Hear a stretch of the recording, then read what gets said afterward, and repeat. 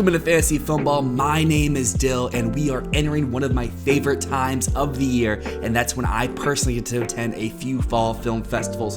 But I do kind of have to admit before we dive too far into things that I essentially finished editing this video. I'm here about to post it, and then I just realized I forgot to record an introduction while actually at the festival. So instead, this is me from the future. I'm gonna yap a little bit talking about why these are two amazing festivals and why that you should stick around to hear me just rave and gush and ramble and yap about these movies. But if you are new here, typically Matt and myself do Oscar predictions year round, as well as movie reviews and basically anything else that you can think of that involves award season. So if that sounds cool to you and you're not already subscribed, please consider a subscription. It helps the channel continue to grow, as well as a like and a comment. Let me know what you like about this video. Let me know what movies I missed out on my schedule and which films maybe you disagree with my takes on. However, as many of you may know, I am a Virginia boy at heart. I was raised down in the 804, and I've been attending the Virginia Film Festival for about, 6-7 years.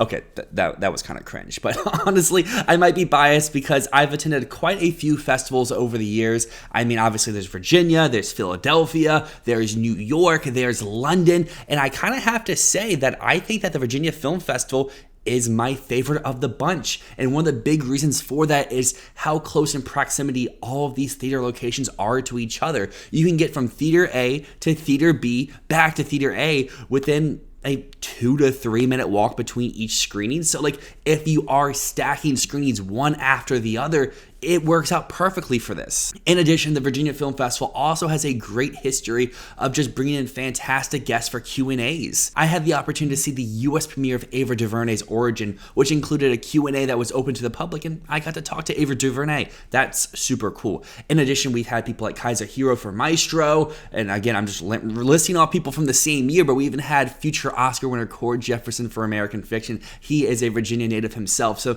that was a very fun and very energetic screening of that movie. But moving into a completely different year, I also got to get a selfie with a very popular up-and-coming actor who was before some issues kind of arose with that actor, but the festival just offers you so many cool experiences in addition to Q&As, in addition to early screens, in addition to getting to meet some of these creatives inside of the films that you're watching on screen. They also bring in some of the musical and craft talent inside of these films to either talk about their work or even the sense of someone like John Baptiste a few years ago performed so many of his iconic songs throughout his discography. But if you are a subscriber of the channel here, you may know that last year I moved up to Philadelphia. So being in the new city, of course, I had to attend the City of Brotherly Love's film festival. And this festival is super massive. Virginia, it takes place over half of 1 week. Philadelphia's festival runs for 2 entire weekends. And essentially any film that you would want to see on the film festival circuit is probably programmed into at least a one time slot at the Philadelphia Film Festival, because that is the best aspect, I think, of Philly's festival is the titles show multiple times throughout the week. Because if you do have a confliction of time, you have an alternative screening to go see that title that you really want to see. Including, they also have some pretty big screenings in very unique formats. Last year, they showed both Anora and The Brutalist in 35mm. And funny enough, Anora had a surprise Q&A or a virtual Q&A with Sean Baker, who went on to win 4 Oscars. So there's always fun things around every corner at these festivals. Last year, this worked out perfectly. Philadelphia ran for 2 weeks, that ended, and then Virginia ran the very next week. But nothing can remain as easy and as simple as that, especially in the world of film. And this year, the Philadelphia Film Festival runs for a week, and then the Virginia Film Festival kicks off in the middle of week number 2 for Philly. So I figured let's do things differently. In years past, we've done these vlogs each and every day, 1 video per day. But since I'm combining these two festivals, bouncing back and forth, I figured why not do one massive vlog here for both the Philadelphia and the Virginia Film Festival. Since this is going to be one massive vlog, I'm not expecting people out there to sit through however long this ends up being. If you do, shout out to you. I really appreciate you. But I am going to leave timestamps down below for each individual movie that I see. And if you just want to jump around to the movies that interest you the most, the timestamps are down there. Feel free to click around. And then at the very conclusion of this video, I will be doing a new version of the Fantasy Filmball Festival Awards instead of breaking it down by festival with some specific categories. We're going to broaden out a little bit to include every movie I see across both of these festivals. But let's not waste any time and let's dive inside my first movie at the Philadelphia Film Festival. And I am super excited to kick off our fall film festival coverage here at the 34th annual Philadelphia Film Festival. And today it's a little cold, it's a little windy. The hair is going to go a little bit burr because we only have one movie on the docket today, but we are all going to be able to see the newest mystery inside the Knives Out saga, Wake Up Dead Man, on the big screen at a packed, sold-out audience. I cannot wait to see this. Let's not waste any more time. Let's dive right in.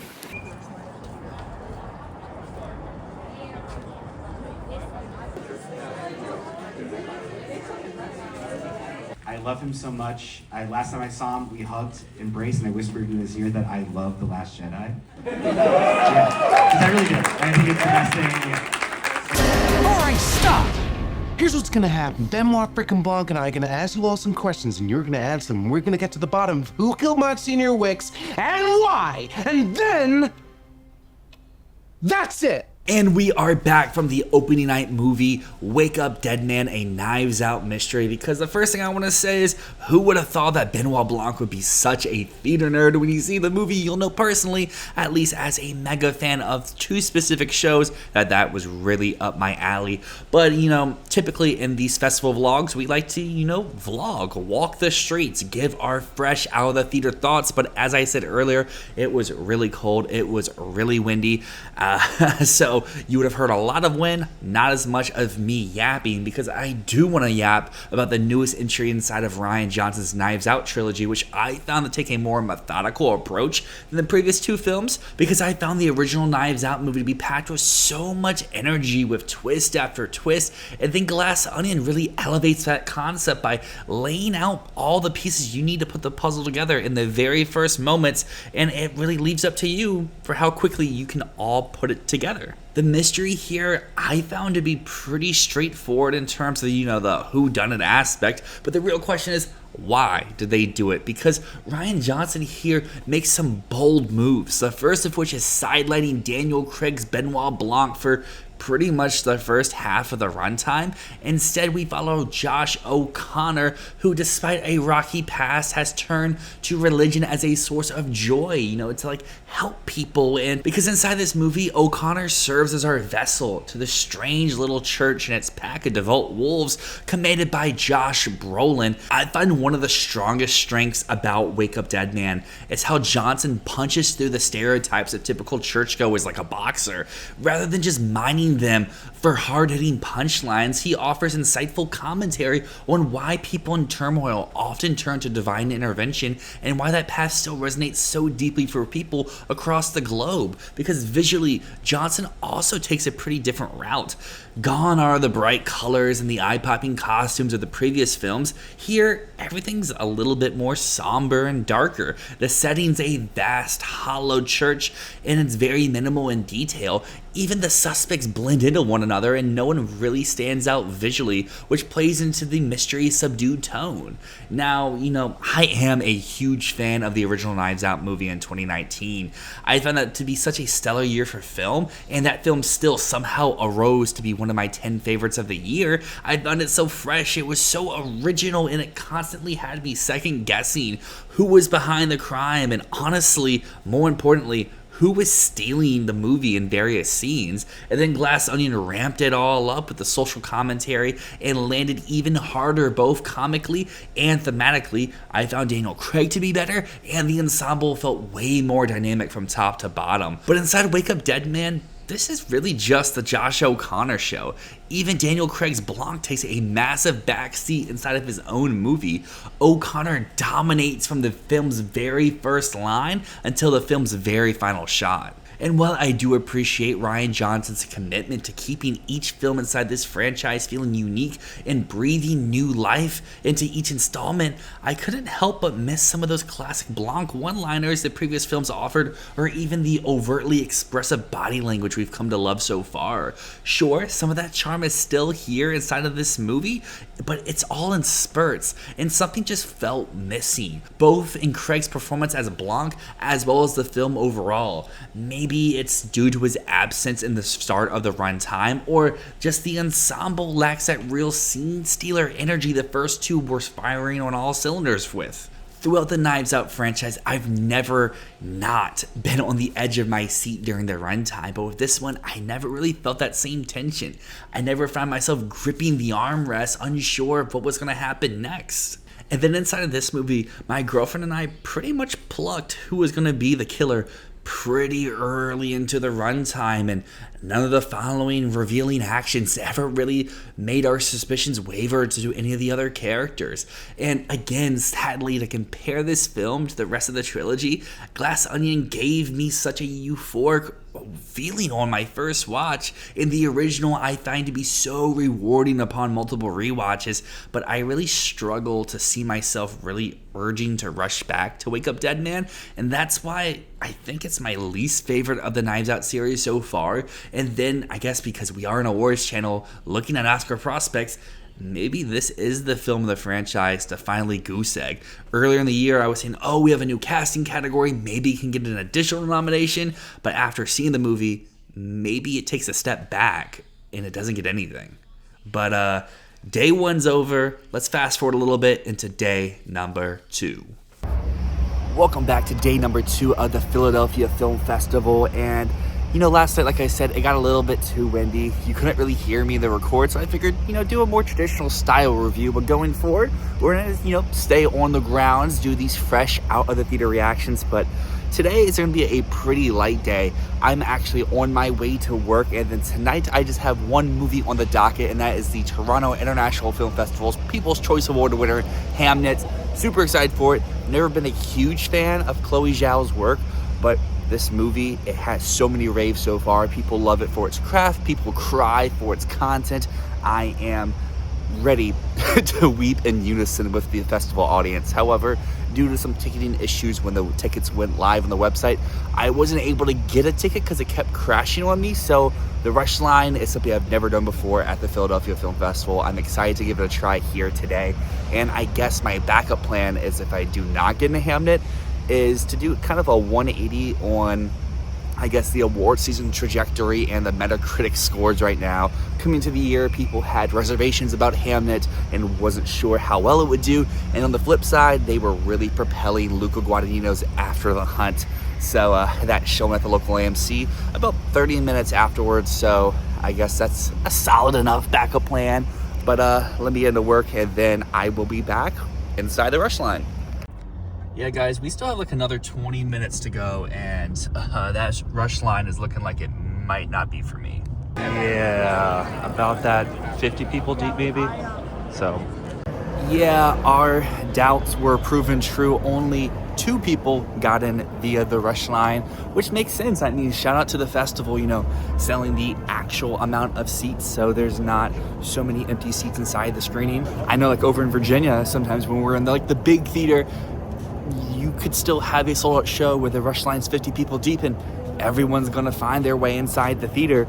But yeah, it's a little sad, but what can you really do about it? Instead of After the Hunt, because I actually want to watch somewhat of a good movie tonight, I'm just gonna go see The Black Phone. But I'll be back for day number 3. Well, technically it is day number 3 because it's after midnight. I decided, Black Phone 2, it should be fun. I can't get inside a Hamnet because of the rush line. And that may have been the interesting, most chaotic theatrical experience I've ever had in my life. We had people who were on their phones the whole time. We had people having full-out conversations the whole time. We had kids terrorizing the AMC employee delivering out the food. So, I was like, I want to have one good movie today. Like I said, didn't get inside Hamnet, and Black Phone 2 was kind of a wash. So I decided to go to After the Hunt. And yeah, who would have thought in the middle of Io Edebiri giving her monologue in the opening act of the movie, the couple to my left would be finger banging each other and making out. So, But going forward, the next day on my docket includes Nuremberg. So Festival's going strong, but on this walk back home at like 1 a.m., why don't I talk about 3 movies I saw ahead of time here at the Philadelphia Film Festival. And the first 2 are both at Philadelphia and Virginia, and they were 2 films I saw up at the New York Film Festival, so they had Q&As. Jay Kelly, Netflix's big dog this year. I think the best way to describe this movie is just perfectly fine. Is it overtly memorable? Not really. Is it overtly great in any certain aspect? Not really. But did I have a good time watching it? I would say so. George Clooney does what George Clooney does best. He's charismatic, he's charming, he's funny. And then the Q&A afterwards, he shows why he is the George Clooney. We've all met people who got famous young. It's a difficult thing to do, you know. I think if things had worked out when I was 21 years old and suddenly was starring in films and things that wasn't really happening, I was very upset about.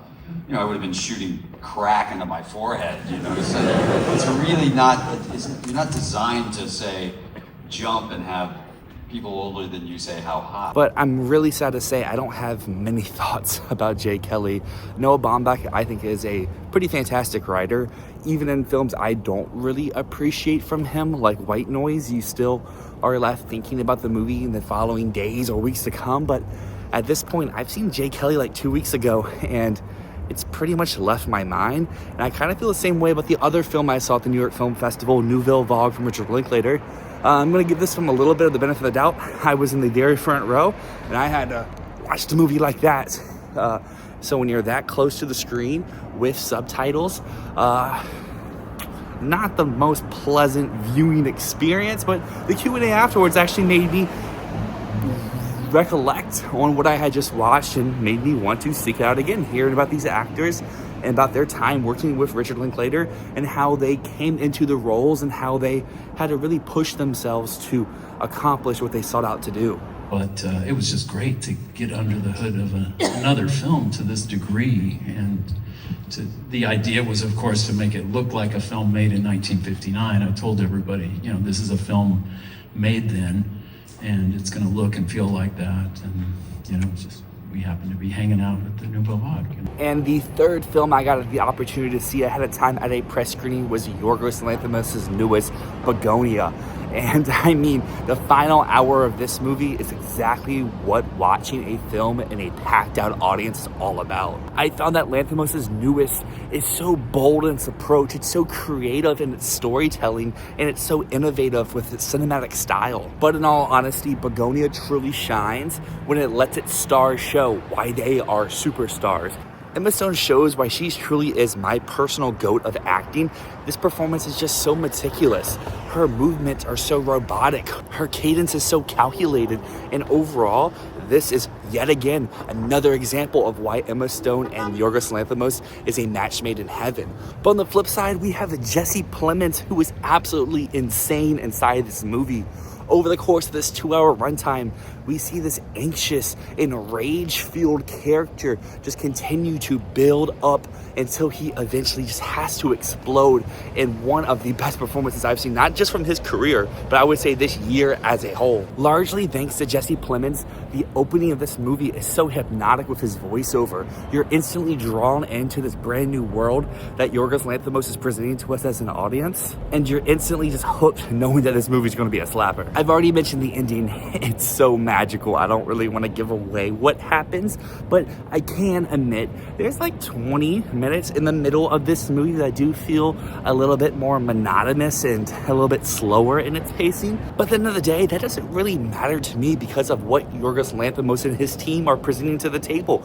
I've already talked about his bold, innovative approach here. The performances from top to bottom, even some of this ensemble that I have yet to mention yet, are all firing on all cylinders. And then I haven't even mentioned Robbie Ryan's cinematography that brings back these iconic wide-angle lenses that we got to see on full force over in Poor Things. But here, there's some black and white thrown in. There's these specific tight close-up camera angles that really places you inside the room where it's happening. And then, of course, we gotta talk about Jerskin Fendrick's score. I find his score here to be pretty bombastic. It feels like it's ripped straight out of like an opera, while Poor Things was very much more abstract and kind of like a twisted fairy tale. This It is like the equivalent of a pulse-pounding, on the edge of your seat operatic dramedy that you're seeing unfold in front of your eyes, and you just can't believe each new revelation, and the score just emphasizes it all. At the end of the day, Bugonia, I think, is a must-see theatrical experience for all of us sickos out there. It really scratches a nerve and an itch that you rarely get out of cinema these days. But at the end of the day, like, sure, maybe I wish we could have got a little bit more of the social commentary, especially about how the world's divided between winners and losers and how the rich always come up on top. But this movie was so fun. In fact, it's right here next to me. Can we have a dialogue, please? Don't call it a dialogue. This isn't Death of a Salesman. Okay, can we talk, please? Or are you just gonna We keep don't doing... need to talk. Yes, okay. Because I know exactly what you're going to say. You're going to say that I'm in some kind of internet-induced, auto-hypnotic feedback loop and gatekeepers and norms and all that weak hegemonic horse shit. But that is precisely the limp dick rhetoric that you've been instructed to counter the human insurgency with. But hey man, at the end of the day, we are an Oscars channel, and as I said in our last acting predictions, I currently still had Bugonia in Best Picture, Screenplay, Emma Stone, Jesse Plemons, and honestly, after seeing it, I have no real reason to waver away from it. Like, sure, this movie may be a little weird for some people, maybe a little too abstract for some people, but the way my audience was reacting to that movie, the way they were laughing on cue, the way that they were screaming in shock and terror at their perfect moments, makes me think that people are going to resonate with this, that Focus can campaign this, and Focus knows how to market it, as we have seen in the last few days with like the bald screening and everything like that. So I think I would keep it there. But I think that's enough yapping. You see kind of the flashing lights. We got some crazy stuff happening here in Philadelphia tonight. So next time you'll see me, we're gonna be getting in line for Nuremberg. Judgment Day has come. It's time to see an awards contender. Nuremberg, Russell Crowe, Rami Malek, Unction, Boomer Movie of the Year. But you know, I'm actually pretty excited. So, day 3, let's kick it. And a narcissist. I am going to escape the hangman's noose. Very sure of yourself. No man has ever beaten me. And we are out of Nuremberg, which from the very, very, very funnily put together trailer is being billed as an awards contender, which, I mean, maybe 20 years ago it is, but it's just kind of what I joked about in the intro. It's boomer bait at the end of the day. This is a film designed for people going to the cinemas a long time ago, and it's not really told with the sensibilities or the stylistic direction or technical craft work that you come to expect from films nowadays. Does that mean it's a bad movie? No. Does it mean it's a pretty boring movie? Kind of. Like, yeah, the ensemble is all pretty good. I particularly really liked Russell Crowe, but I always pretty much like Russell Crowe. He's just that type of guy for me, where I can look past some stuff here and there, but I mean, he's speaking German, he's committed, he's got charm, he's got charisma, and he's got that tenacious Russell Crowe energy that we really know him from. And I know Rami Malek is kind of either a hit or miss actor. For me, again, just like Russell Crowe, he's typically a hit type actor. So here, he wasn't great, he wasn't awful. He's my thoughts on Nuremberg as a whole. It exists, it's here, it's a movie. But like I said, it was just a little boring. And for being a 2.5 hour movie, I think my biggest summary of Nuremberg, and this can sound like a massive positive, it can sound like a massive negative, depending on how you want to take it, but this is the type of movie that you're shown in like high school history class. When you're talking about the Nuremberg trials in World War II, this is what they'll show you to be like, hey, this is kind of what happened and everything like that. And to some people, that is the biggest shining star of why this movie should be made and should be seen. And to other people, it sounds like a chore, it sounds bad, it sounds bland, it sounds annoying. So that's really what I have to say. But regardless though, film festival season is meant for seeing movies like this, and I just feel kind of lame because this is technically day 3 of the festival, and I've only seen 2 festival titles. But don't worry, as this video goes on, I'll see more. Tomorrow I have 2 or 3 films on the docket, and then when I go to Virginia, we have like 3 or 4 movies every day. So let's jump to tomorrow. And welcome into day number 4 of the Philadelphia Film Festival. And this is going to be the actual first day of this festival, where I'm seeing multiple movies. You know, boys gotta pay rent, work's on the way. Festival announced its lineup like 2 weeks in advance, so it was already pre-scheduled. But I am very much anticipating today's titles because I'm basically doing both ends of the spectrum. I'm doing a feel-good, heartwarming animated movie called Little Amelie, and on the flip side, I'm doing a movie that's supposed to break my heart into a million pieces of the voice of Hind Rajab. It's super sunny out here, so let's keep this short. Let's just get into the next side of movies.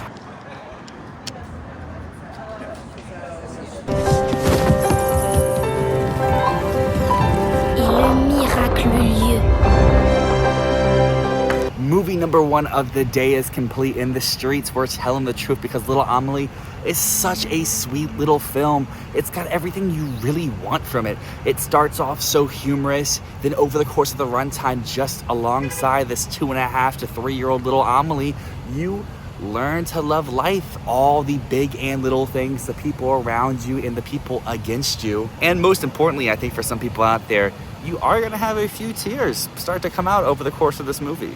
Now, did I walk out of Little Amelie with the same euphoric type feeling I had with like Flow last year at the Virginia Film Festival?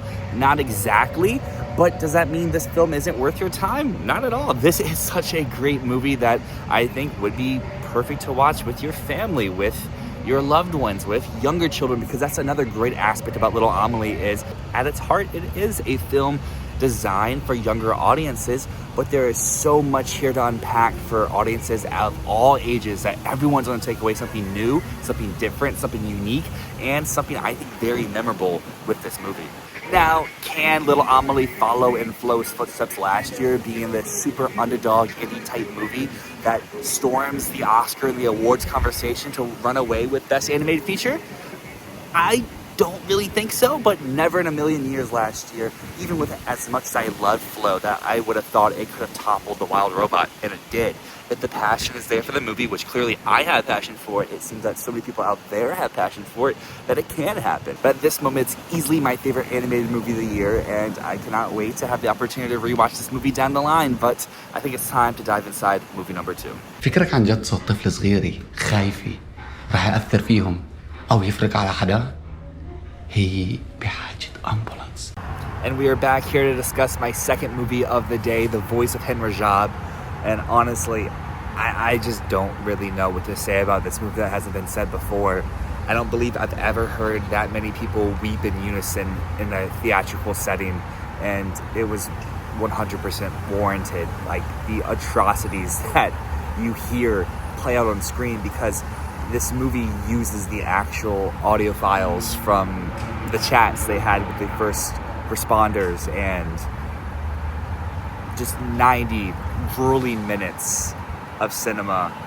Even before the rapturous praise over at the Venice Film Festival, this has been a movie that's been on my radar ever since I saw the director's last work of Four Daughters. I found that movie to be so transcendent because it mixes both live reenactments with staged actors as well as bringing the real family that they are covering inside of this documentary. And I feel like she brings those same sensibilities over here to The Voice of Hind Rajab, because as I've mentioned before, she uses the actual vocal transcripts and the vocal audio of Hind Rajab, as well as mixing together with some staged actors and the actual recordings of these first responders. And speaking of these first responders, the actors, all four of the main quartet, I find to give some of the best performances of the year. Specifically, our two main leads who are specifically talking with Hind Rajab throughout this film. And at only 90 minutes, it packs such an emotional, gut-wrenching punch that you just, I just can't put it into words. You're just so heartbroken over the fact that this is real. This happens to so many people, and it's ongoing, and it continues to happen now, and no one is doing anything about it. To compare to a review I did the other week of A House of Dynamite, that's a movie that really puts a magnifying glass onto what could happen here in America and worldwide if the nuclear war takes an extra step forward. But The Voice of Hind Rajab is such an important and impactful film about what's going on right now. Maybe not so much here as in the US, but over in the Israel-Gaza conflict, where regardless of your stance on which side you may be on, these are kids. kids are being affected and are being hurt and are being taken away. And I don't know, like, I don't know the last time I saw a movie at a film festival that I was just so taken aback by. And I really am just left speechless. I was thinking about going to see another movie today. Frankenstein is showing tonight. However, it opens up wide next week. I can just see it after the Virginia Film Festival. I don't think I can watch something else today. So, no real cool outro here. I'll be back with my 1, maybe 2 movies tomorrow.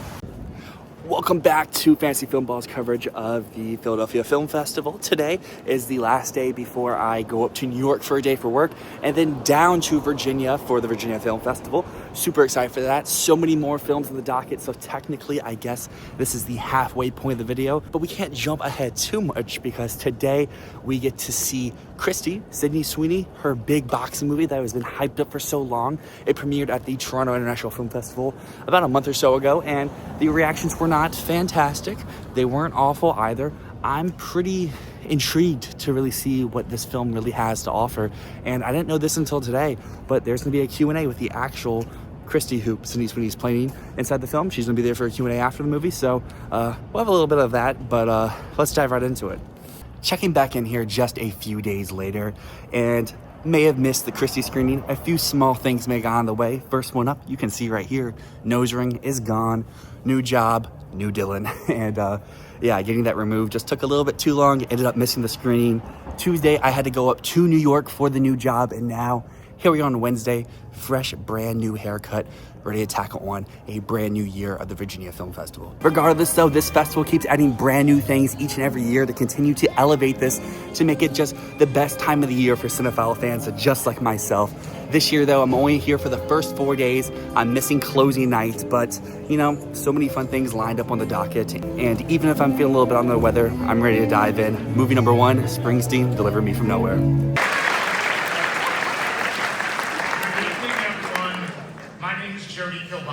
I'm the Vice Provost for the Arts, thank you.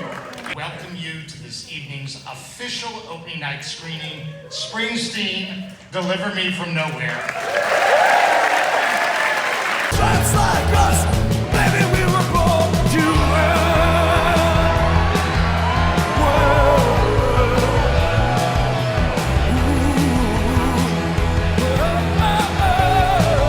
Opening night of the 38th Annual Virginia Film Festival is officially in the books, and sadly to say, for the first time of my 7 years attending the festival, the opening night movie wasn't a slam dunk for me. And I should clarify a little bit, that doesn't mean I think that Springsteen Deliver Me From Nowhere is a bad movie per se, but typically on the channel, I'm kind of known as the guy who rocks with these music biopics, who rocks with more of the populist style films, and this movie, for better or for worse, is not that. Yeah, so interrupting here real quick, I did record those fresh right out of the theater thoughts as you just saw there, but as I continued to walk down the street, it just got louder and louder, and as I was editing here at the night of, couldn't really hear it that well, so I'm gonna re-record a little bit of it here. Are these gonna be as fresh thoughts? Not exactly. I've had a car ride home talking about the movie, getting these thoughts out, so they're a little bit more formulated overall. But basically, year after year, we continue to get at least one major music biopic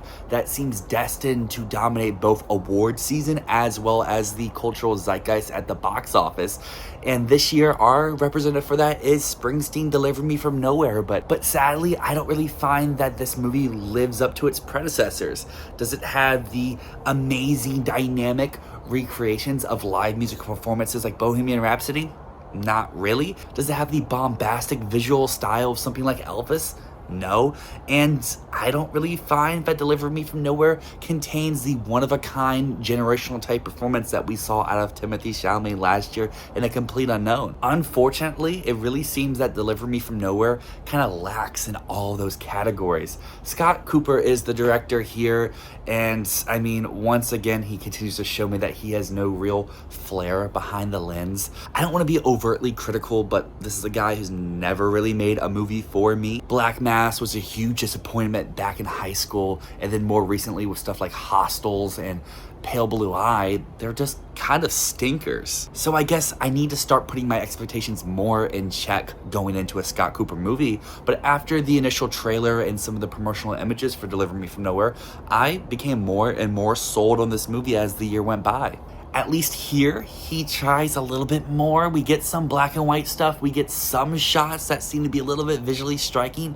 But overall, it feels more in line with what we've got from him in the past. But to give some shout outs with the various departments inside Deliver Me From Nowhere, the costumes, we had so many fly and fresh fits that you would want to put on yourself. Bruce was rocking that stuff. And then we go over to the makeup and hairstyling department, and I mean, the stuff they did to Jeremy Allen White to make him look a little bit more like Bruce, specifically with the contact lenses, they changes his eye color, and you really feel that because I probably can't count on both of my hands how many instances throughout Deliver Me From Nowhere that we get shots of Jeremy Allen White looking stoic, looking straight into the camera, where you see his eyes look huge, his pupils are massive, and he is doing some real acting inside of those moments. As a whole, I really found Jeremy Allen White to kind of be fine. I am someone who has never really been a huge fan of The Bear. Most of my love for Jeremy Allen White comes from his time on Shameless, and I'm currently in the middle. I think I'm on like season 7 out of 12, and I've seen him go from a little kid into a full adult. And unlike someone like Timothée Chalamet or Rami Malek or even Taron Egerton, where you can kind of get past those actors playing the roles because they so much embody the character they're playing, here, maybe it's due to the lack of singing that we get to see him do overall. I just look at him and I think that's Lip Gallagher. I don't think that's Bruce Springsteen. And when he does have the opportunity to sing inside this movie, he does sound really well, and he sounds like the boss, where even from the initial trailer there are people out there be like, oh no, he is just lip syncing, but no, he's actually singing inside this movie. With all that being said though, I don't want it to sound like I'm a massive hater of this movie, because I quite enjoyed the core central message of Deliver Me From Nowhere. It's a film about conquering your fears, moving on from your past, and coming face to face with stuff that makes you uncomfortable. Just my issue here comes from the film doesn't really fully tackle all of these messages until about 20 minutes left in the runtime. I just wish those previous 90 minutes were going more into the nuances of the personal battles that Bruce was fighting with during the making of Nebraska, than more so of hearing him record some of these songs in his room, getting the comedic bits with Paul Walter Hauser's character, seeing the back and forth action with some of the executives at the label. And the whole relationship dynamic in this, while I understand why it's here, it didn't really connect much for me. The audience, just like those same record labels, are expecting something so much more grand, so much more vast with all the glitz and glamour, but instead Scott Cooper and the rest of his creative team here decided to deliver something a little bit more personable, a little bit more intimate, and a little bit more confined. Because I think if you remove the Bruce Springsteen title from this movie, and it's just about a musician struggling to move on from his past and learning to love and learning to connect with those who may come around him, I think this movie would work a little bit more. However, when you attach such a large cultural icon to the project, you just leave the audience wanting to expect more. At the end of the day though, I just didn't find this to be the most overtly engaging movie. I didn't find it to be very fun. I did connect with its central message. I just feel like it's a little too late to really save the rest of the viewing experience. And I guess to carry that over into awards season, this has been a very hot button topic all season long. At the very beginning of the season, both Matt and myself were kind of anti-Deliver Me From Nowhere in terms of its prospects, just based off of Scott Cooper's past and how typically if there's a very successful music biopic one year, the following year that movie's not going to hit those same highs. However, as I mentioned before, the more that we saw promotional material, trailers, ads, and posters, I was getting more to this movie's wavelength. And then Telluride happened, where people are like, yeah, this is the real deal. But kind of what happens at Telluride every year is they seem to be very high on a movie, and then when more people see it, it continues to go down and down and down. And that's what we're seeing here with Deliver Me From Nowhere. Since Telluride has gone to New York, it's come to some regional festivals, and it hits theaters for the masses by the time you see this video. And it seems like people are kind of having the same reactions as me, where they may enjoy certain elements, but the movie as a whole kind of keeps them in arm's length away. And I think very oddly, a great comparison for Deliver Me From Nowhere actually is The Smashing Machine with Dwayne "The Rock" Johnson just from last month, where it's billed behind this giant performance from its lead actor. Just the rest of the movie kind of crumbles underneath of that. And I'm kind of to the point now where I do believe that Deliver Me From Nowhere's Oscar buzz is really lead actor or a bust. I think casting's out the door. None of the supporting actors are really that memorable. In fact, at least at this screen at the Virginia Film Festival, it seemed that Paul Walter Hauser got the most reactions and laughs and cheer moments from the audience. Jeremy Strong was kind of just there, and Stephen Graham really has nothing to do inside this movie. I like the costumes. They're not really awards material. There's not enough musical performances for sound. Editing, probably not going to happen. Screenplay, no. So it is Jeremy Allen White. And while I would have said ahead of this movie that he was pretty safe for a nomination, I could see a world where he fades out and he is one of the surprising snubs at the end of the day, and we get someone from a movie that's just more in the Oscar conversation to rise up the ranks off of the appeal from maybe critics or maybe international supporters out there. But that's enough yapping here at my grandparents' house down here in Virginia. Let's dive inside the second day of the Virginia Film Festival. Checking in here for day number 2 of the Virginia Film Festival. Just picked up my media pass and I'm excited for my little Venice double feature that I have here today. Seeing 2 of the most buzzy titles left for the rest of the year. We have The Testament of Amelie, which was recently picked up by Searchlight Pictures. So many thoughts around this movie. I'm very excited to see. From the team of The Brutalist last year, just, flipping the roles. Mona Fastful goes from co-writing to directing. Brady Corbet goes from directing to co-writing. And then after that, we have Park Chan-wook's No Other Choice.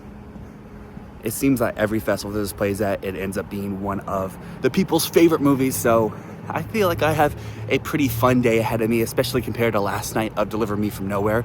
Yesterday I was feeling a little bit under the weather. Today, feeling a little bit better, so let's dive in. You've heard their names before in tandem. They are flipping roles of sorts from last year's acclaimed The Brutalist. I can sort of barely see, but I'd be curious by show of hands. How many of you seen The Brutalist out in the hall? Excellent, fair amount. So you'll see some similar aesthetics, but also a very different direction here. Mona Fastful is also known for The World to Come. I hope you do seek out more of her work afterwards. Today you will see Mona Fastful and Brady Corbet reunite once again, this time just flipping their roles. Mona takes over as director here with The Testament of Amelie, and I feel like this film and The Brutalist share a lot in common. First off, both of these films are so technically well crafted. They even share the same composer. Daniel Blumberg returns once again and delivers such a unique and innovative score here. I found the way that he just blends together the songs, the hymns, and the vibes of The Testament of Amelie. His work here inside of The Testament of Amelie is like the beating heart of the movie, and it guides you through this religious epic, and I feel like the same praise can go over to the costume and production design. It just transports you back to the era, and you feel like you are there with the Quakers inside this moment in time. And then the cinematography as well. While it's not as great as the Oscar-winning Brutalist last year, I still found it to have some amazing camera movements and sense of direction. The way that they capture the choreography here inside of The Testament of Amelie is another one of my favorite aspects of the movie. And just the way it moves, like I said, there's times where the camera goes 360 like this and just changes with the rhythm of the hymns. It was something that I really dug about this movie, because sadly, there are a lot of things I did not really dig about The Testament of Amelie. The main thing is the way that it chooses to tell its story. While we are following a religious deity here, and in most of those cases, we don't follow the deity themselves. We aren't inside of their brain. We don't understand the reasons why they do what they do. Instead, we follow one of the most devoted followers of Amelie, who's played by Thomasin McKenzie. And this starts off as a super unique and intriguing premise to the movie overall. You're always kept like an arm's length away, wondering what's going to happen next for the first 30 minutes to an hour. Like I said before, the technical craft work really blows you away. But as the movie goes on and on, you continue to feel a little bit more let down as new plot points arise. Because the story's not being told by Amelie herself, instead with one of her followers, I feel like we miss a lot of key moments for this character to really connect more and bond more with Amelie.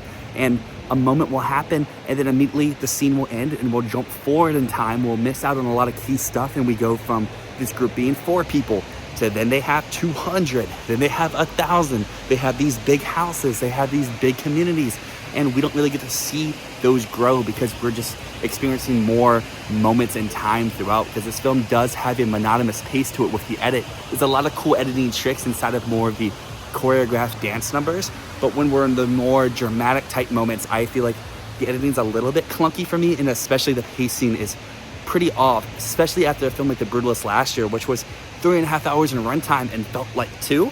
This is a movie that's 2 hours in runtime and felt like 3. And while I'm always a fan of Amelie Seyfried, I find her to be such a likable actress overall. She has humor, she has those vocal chops, and she just knows how to present herself on screen. I just find that her performance in The Testament of Amelie doesn't really live up to expectations. Out of Venice, it was being hailed as career best work, and she's not bad inside the movie. She's just not as magnetic as I was hoping for her to be.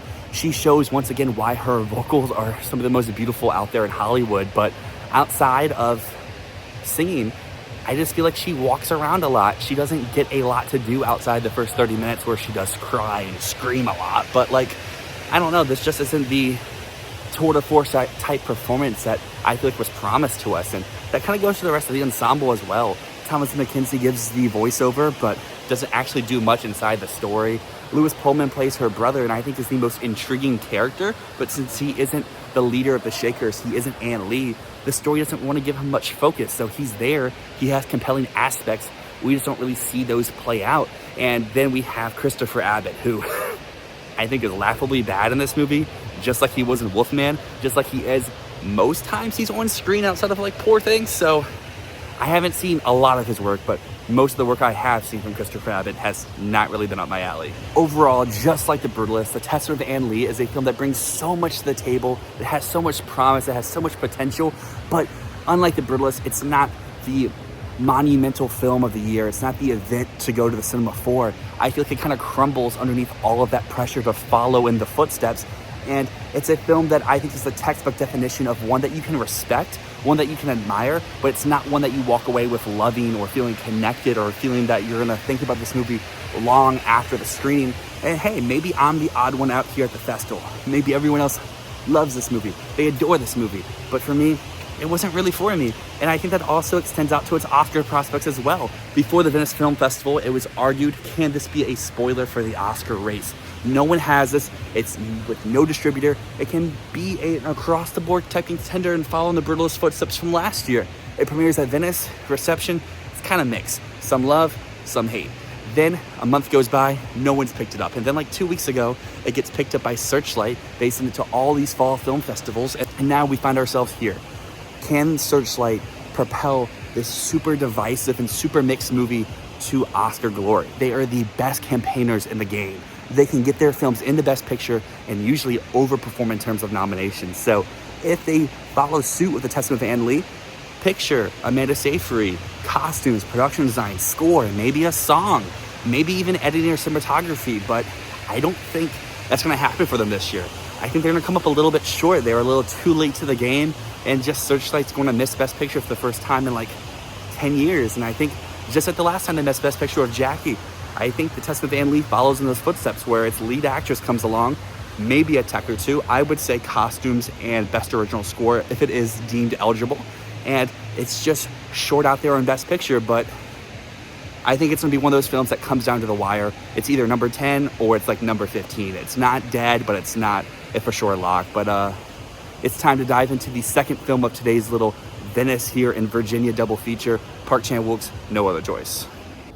Fresh out of No Other Choice, and I want to keep my thoughts pretty brief here because I think this is the perfect type of movie just to go in completely blind, know nothing, not know if people like it or don't like it, because geez, man, Lee Byung-hun is fucking fantastic inside of this movie.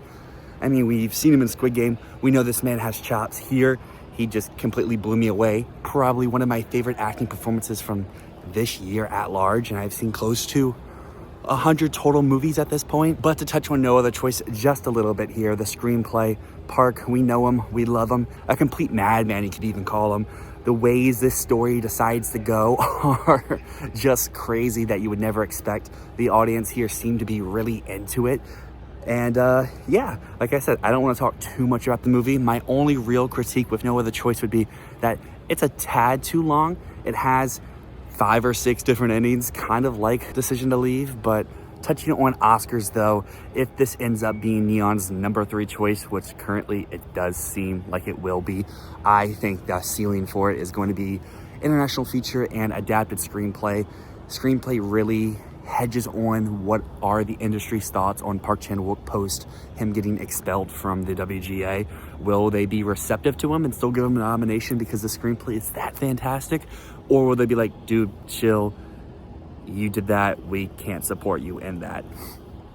However, if Neon somehow rises us up in the ranks, if Neon can defy all the odds and get 3 Best Picture nominees, then if this isn't picture, add Park Chan-wook for director. Lee Byung could surprise and be an international acting performance and lead actor. So that's picture, director, actor, screenplay, international feature, maybe even cinematography, but that one I think is a little bit too far of a reach. However, it's late, it's cold, I gotta drive all the way back to Richmond tonight, but you will see me in like 10 seconds at the next day of the Virginia Film Festival. Peace. Here we are back again with another day here at the Virginia Film Festival, and today we have 2 movies on the docket. The first one, though, I have to actually hop in a rush line for, so hopefully I have more luck than I did with Hamnet, but Sirat, let's get it. When you get your, and I can honestly tell you that in my many years.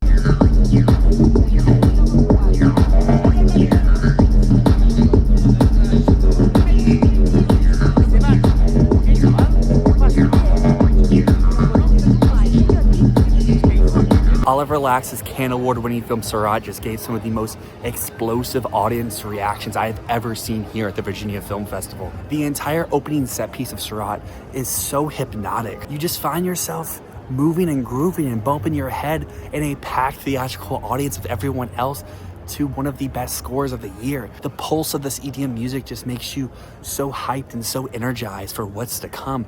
And speaking of what's to come, even though this movie has been so hyped up all year long, you're always second guessing what's on the horizon. You'll never expect what's gonna happen the very next scene. Was Sirat a little oversold to me? Quite possibly, but I don't think that takes away from the viewing experience whatsoever. But it also just takes you under your wing, and if you can get on the wavelength and if you can get on the vibes of Sirat, you're gonna have such a one-of-a-kind, enthralling theatrical experience. Neon went on a big buying streak earlier this year, buying multiple movies out of the Cannes Film Festival, including some other ones over at Venice. And while maybe Sentimental Value or it was just an accident, won the bigger awards over at Cannes, and as I saw last night, no other choice, it's just an insane batshit piece of filmmaking. But Sirat, I think, holds its own. Honestly, it's kind of that cool older brother that all the other movies strive to wanna be, but they go off in their own directions. But Sirat, it was first. It plants its flag, it cements itself as one of the most unique movies that you're ever gonna find yourself sitting in a theatrical audience. I'm just very happy I saw this at the film festival in a packed crowd, hearing those reactions during not just one moment, but during every moment throughout this runtime was totally worth it. But we still have one more movie on the docket today, so I will see you over at Hedda. Drink something, you look thirsty. I don't drink. Eileen, one can't hurt. She doesn't drink either. Never. I thought you were just cutting back. That's not what I said. And if I say you have to? Then you'd be speaking. I'm always just really excited for the challenge and really excited that she wants to do something completely different. The biggest jump that I did was probably the Marvel film for me. I've never been a comic book person. And so when she approached me about it, I thought, I don't know if I'm the right person for this. I don't really watch superhero films. But then I thought, are you crazy? Wait a minute. I love sci-fi and fantasy films. And who would give me an opportunity like that to really dive into something so much bigger than I've done before? And I'm so glad that I did, even though those are really hard films. I have a whole new respect for anybody that does a Marvel film or a superhero film. It's a lot, but I think that we're kind of bonded for life after that experience. If you are a longtime subscriber of our channel, you may know from our early Oscar predictions that I was super high on Amazon MGM's Hedda to be this massive player inside of awards season and finally be Nia DaCosta's claim to Oscar glory. As we have seen in the last few months, Amazon MGM had other plans, and now it seems like they have 0 contenders for the Oscars, which I find to be a pretty big shame because Nia DaCosta's Hedda is beautiful from head to toe. Starting off with Sean Bobbitt's cinematography, which is just drop dead gorgeous. It showcases these long, extended takes and oftentimes feels like its own character inside of these settings. I really love the way that his camera lingers on specific actors throughout entire conversations. 2 people may be talking, but we're just staying with whether it's Tessa Thompson or anyone else in this pretty fantastic ensemble, and we just see their reactions to whatever is said back to them and see how their face changes with each and every new development in the screenplay. Another fantastic element of Hedda is Hilda Guðnadóttir's score, which is just so glamorous. I love the way that her score is just constantly evolving throughout the entire runtime. It's so playful in its manner, and it just seems to adapt to its surroundings. If it needs to be intense, it gives you that intensity. If it needs to be fun, it gives you some fun new rhythms and styles. And if it needs to be stern, then it gets pretty stern. And luckily for our audience at the Virginia Film Festival, the production designer, Cara Bower, was there in attendance to speak about her stunning work here inside of Hedda. I really enjoy the way that the sets here inside of this English manor feel so stylized, and it feels like this is a place that people have lived in for such a long time. Around every corner, inside each room, there's something new to look at that either gives context to the scene around you or adds this ever-developing story. And of course, we have Tessa Thompson as Hedda Gabler, who is just exquisite inside this role. Thompson is just so fierce and she demands your attention from start to finish. Thompson plays Hedda in such a playful manner. She nails those moments of cunniness and she always seems one step ahead of her foes. She has some of her best line readings in her entire career inside of this movie, and it's just another example of why Tessa Thompson is one of the best working actresses that we have right now. The way that she completely devours this updated screenplay from Nia DaCosta that changes some stuff from the original stage production and makes it more modern while also keeping its original feel. It's fresh, it's dynamic, and this one I'm a pretty big fan of, as you can tell from my ramblings here. And it's just sad that Amazon MGM has clearly shown they have no interest in campaigning this for awards, because if they sent this to TIFF, if they put more, or they did send it to TIFF, but at TIFF, if they gave it more of an energy behind it, if they gave this more of an awards season friendly release date, I could see this maybe it's not Best Picture, but Tessa Thompson could be in the conversation. Screenplay and score and even costume and production design could be in the area, but instead, Oscar prospects are 0. But that is going to bring us to a conclusion of this day at the Virginia Film Festival. I have been pacing in a circle for 5 minutes, my phone says now, but tomorrow is my big day here. 4 movies on the docket, but if you're already this far in the video, it's already been probably an hour under the runtime. Who even knows? Why not stick around for, just one more day of Virginia, and then one more day of Philadelphia, and then the Fantasy Filmball Awards for Festivals 2025. But yeah, ramble over. And we are about to kick off our final day here at the Virginia Film Festival, and our schedule today is pretty packed. We got 4 movies on the docket, including some that I'm a little concerned with the transportation time, because we start here at the main complex, then we go to the other theater, and then we come back for 2 more. But per usual, this is my favorite time of the year. You get to see so many amazing movies from top to bottom of the schedule, so let's dive in. The Love That Remains is part of the festival's incredible... Vidíte se jo svona? Akkurat svona. Nei, kannski ekki. Okay. Nei, farðu í burtu. There is so much traffic out here today, so I don't have much time to talk about The Love That Remains before it was just an accident. But this was a solid start to the day. It starts off as more of just a playful family drama comedy. It boasts some amazing youth performances from what we learned in the intro of the movie. The actual director's children, 2 sons and a daughter, they are so funny inside this movie. In addition, the score here is pretty vibey, it's pretty cool. But over the course of this nearly 2-hour movie, the plot takes a different direction. It constantly is evolving and growing into something a little bit more abstract, a little bit more weird, you could say. Did I love this movie? I'm not really sure about that, but it was definitely a super interesting and intriguing watch. And obviously it is submitted for Best International Feature. I think it might make the short list, but in terms of nomination, I don't think it really has the juice behind it. But speaking about the juice behind it for an international feature nomination, and maybe even a win, it's our next movie, It Was Just an Accident. Far Panahi, the film premiered earlier this year at Cannes, where it won the Palme d'Or. It is also the 11th film of his career and the 6th he's made illegally. See, back in 2010. نیم ساعت پیش چکش کردم. الان فقط باید منتظر باشیم. تا کی باید منتظر باشیم؟ تا وقتی که بهوش بیاد. چه فرقی میکنه بابا؟ چه بیهوش چه باهوش یارو میخوایم بکنیم تو گور. حق داره بدونه چرا گرفتیمش. نه بابا. Jafar Panahi's Palme d'Or winning It Was Just an Accident is such a thrilling watch. Honestly, it has everything that you want out of a theatrical experience. This ensemble is probably one of my personal favorites of the year from top to bottom. Each one of these members who finds themselves in this simple accident, they all just radiate such fiery energy. Each one of these individuals has a specific moment to really shine, to steal the spotlight awards towards them, and I think the reason why these performances work so much is due to Panahi's direction and his screenplay. This screenplay is filled with such deep and resonant dialogue that's both funny and dramatic and impactful and important, but I think more importantly than the screenplay is the sense of direction and style, because this film allows its actors to act. It allows them to shout, it allows them to pace back and forth, it allows them to be manic in this uncontrolled, insane situation. I love the way that these scenes sometimes play out for minutes on end, where the camera itself doesn't even move left to right.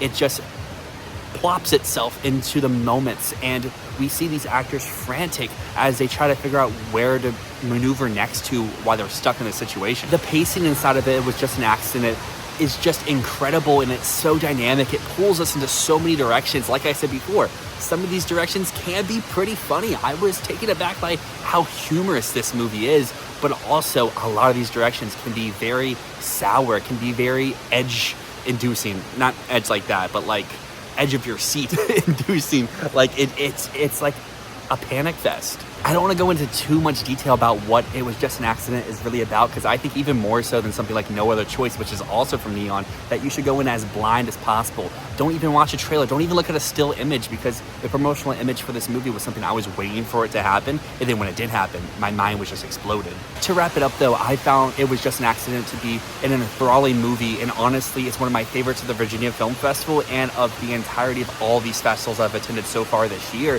And speaking of its Oscar prospects, early on in the year, especially before Cannes, I wasn't really buying it because it was just narrative, it was just Seed of the Sacred Fig Part 2, but then it won the Palme d'Or, means you gotta take it pretty seriously, and then it was selected by a country for international feature, so it means you gotta throw it into that category. And now, after seeing the movie, after hearing the way the audience reacted to it, and especially the way I connected with it, I can definitely see this thing getting into picture, director, screenplay, international feature. And if they really love this movie, they could throw it a casting nomination as well. We don't really know what this branch is going to do in terms of how it awards. We assume it's going to follow in BAFTA's footsteps. Maybe it plucks some movies from the guilds, but if this is a film they love, this is a true feat of casting, because you're plucking actors specifically for these roles that they just knock out of the park. And last year we saw Sean Baker get floored with just so many nominations and wins. Jafar Panahi is the casting director of It Was Just an Accident, so that's an additional nomination you can give to award the man. However though, as I mentioned a little bit earlier today, we had a little bit of moving and zooming and grooving to do around. Once I left It Was Just an Accident, I had about 30 minutes to make it in time for Sinners, which typically would be more than enough time. However, with traffic, Saturday, Halloween sort of weekend, you got so many people out, so I hit every red light, every stop sign, every piece of traffic. I parked at 55, I made it into that theater by 59, and I found myself in the very first row. You don't need to hear me gush about Sinners. If you are new to this channel, or if you've been around here for a while, you probably know this is one of my favorite movies of the year, if not my very favorite, especially after rewatching it here. I'll spare you all the details so I don't have to ramble why this film is so amazing for like 10 minutes. Instead, let's listen to our special guest talk about the film, as well as sing his super iconic songs, which could go on to win an Academy Award. It exists just so you can experience that moment. Now, the scene is, of course, given to us by the genius of Ryan Coogler. Give it for Ryan Coogler. The scene only works because of the incredible talent of one young man.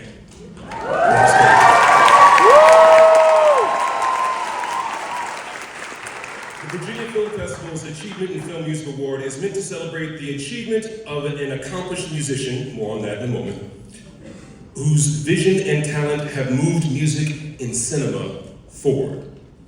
But I think there's no question that this movie, this scene, this young brother have set a new high bar in cinematic music. Miles Caton has a humble but powerful on-screen presence. His acting is exemplary. I'm actually kind of mad that it's his acting debut. It's the dude's first film, and this is what he gets to. My first gig was garbage. My first gig was trash. It's music, movies. It's the Virginia Film Festival at its best. It's going to be a great afternoon, and it's all because of this young brother. Please show your love for this year's recipient of the Achievement in Film Music Award, Miles Caton.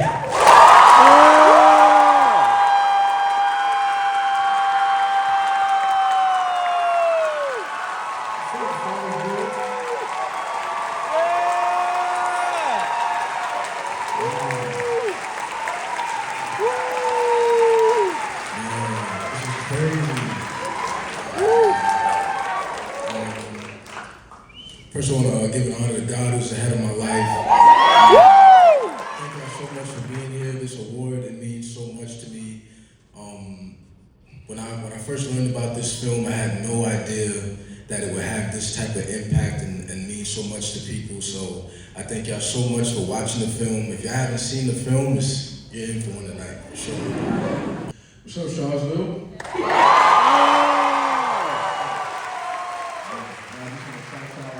This whole process was just incredible. Like, to have the opportunity to be a part of this film, and it was a new experience for me. You know, acting, I come from the music side. I grew up, you know, in church, singing from a musical family, so I had that element, but to jump into this, it was definitely something new, something different, and I had to really hone in on those different skills. So for the film, I first started off, Ryan has sent me an Essential Blues playlist of like Charlie Patton and Buddy Guy and Howlin' Wolf, and those are guys I started listening to prepare for the role. And then I worked with Randy Boland. He's an incredible guitarist, and he taught me like the fundamentals of resonator and blues style guitar. So we had 2 months before we went out to film the movie in New Orleans to practice and lock everything in. So, you know, just extremely encouraging throughout the whole process. From the first time I met him at the in-person audition, you know, he was just always willing to help me, any advice I needed, and he really helped me to break down the character as well. Just seeing like his dedication for really trying to make the twins like distinct but also the same. I used a lot of techniques that he gave me, just writing down, like jotting notes on the script and asking myself the questions: why is my character doing this? What is he after in the scene, and what's important to him? So, and the first thing, it starts off with definitely getting sleep, like starting off your day right, eating the right foods, because these are like 14 to 15 hour days. So you're on set from like as early as like 4 a.m. in the morning till midnight and beyond. So you gotta get your rest. And then it's just like being prepared for like what you're about to do. So for that scene in particular, they had showed me like they made like an animated video of that whole scene, like how it would work. And then once I got there, I already knew the song, I already knew how to play it, so I just kind of had to stand in the middle and just let all the dancers and the different, you know, ancestors and stuff do their thing. But that scene took about, I think we shot that in like 2 days. We did one interior on the stage, and then we did one exterior where they had like the actual juke joint outside. And then you see like when the ceiling burns and we're outside and it's like fire and stuff. So it took 2 days to shoot that. It was fun. So the crazy thing is I didn't really find out what the movie was about until I basically got the role. So, it was like, surprise, it's vampires. Yeah, so I was home, like I thought it was like a Sam Cooke biopic or something. I was gonna be using guitars back in the day, it was cool. Okay, but this is like a fascinating idea. Vampire, Sam Cooke biopic, yeah. After I did the in-person audition in LA, flew back home to New York, and then like 2 weeks later, Ryan called me. He was like, bro, I want you to be a part of this project. So that was crazy. And then after that, we had, like the next week we had a Zoom call, and he, you know, told me about, he still didn't tell me what the movie was about. So like, he was like, yeah, you know, it's this and this, is like that. So I'm like, cool. But then when I got the whole script and I read it from top to bottom, I was like, oh, this is different. I wasn't expecting this, but I was like, man, this is gonna be special. Somebody take me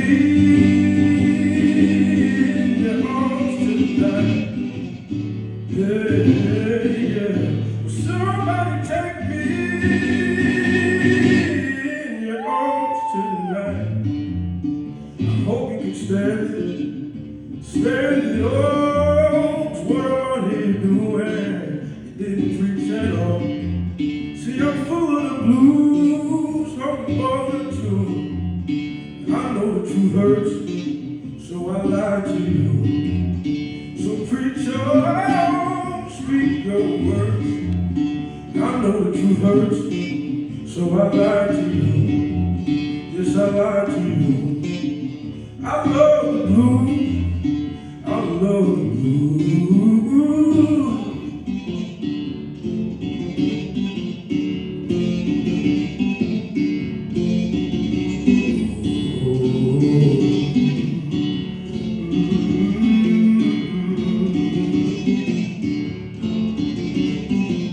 Somebody take me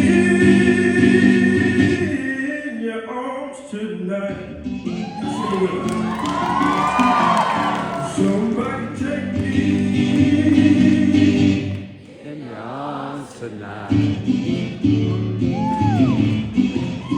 Somebody take me In your arms tonight.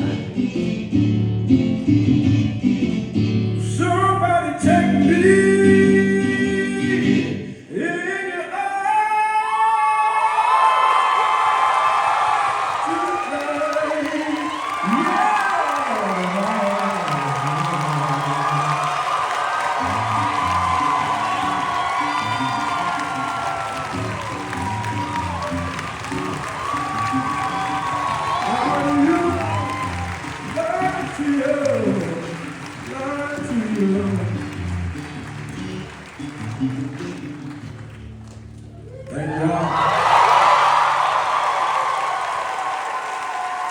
follows the life of Robert Grenier, a logger and railroad laborer whose journey through hardship, love, and the relentless passage of time is captured with a simple elegance. The film captures the vastness of the landscape, the intimacy of human connection, and the fleeting beauty of everyday moments, drawing us into a world that is both harsh. I didn't think you'd be on this soon.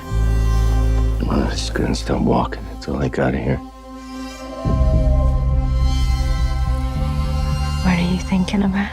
I was thinking that we ought to get married. Closing out my time here at this year's Virginia Film Festival was the newest collaboration between Greg Quaidar and Clint Bentley. Last year, they brought us one of my favorite movies of the year, Sing Sing, and this time around we have Train Dreams, which is funny enough the second time in this festival where we had a duo that worked together last year, one directing and one co-writing, and then flipping roles this year. I already talked about Brady Corbet and Mona Fastful, where last year they had this big monumental, as everyone loved to call it last year, The Brutalist. But this time around, I feel like they still shot for the moon, but failed to really reach the stars with the testament of Van Lee. But with Clint Bentley's entry here in their collaboration with Train Dreams, I feel like it takes its own unique path away from Sing Sing. Both of these films really follow a protagonist where it seems like the world is really out to get them.